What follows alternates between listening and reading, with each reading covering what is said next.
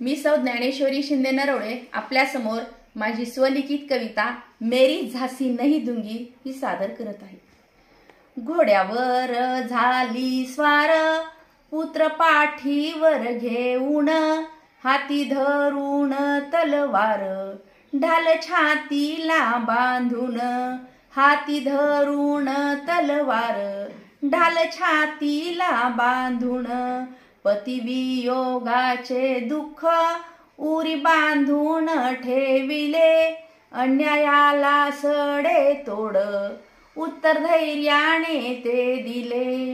अन्यायाला सडे तोड उत्तर धैर्याने ते दिले पराक्रमाचे भांडार झासी संस्थाना शोभले मेरी झासी नहीं दूंगी रणांगण दुमदुमले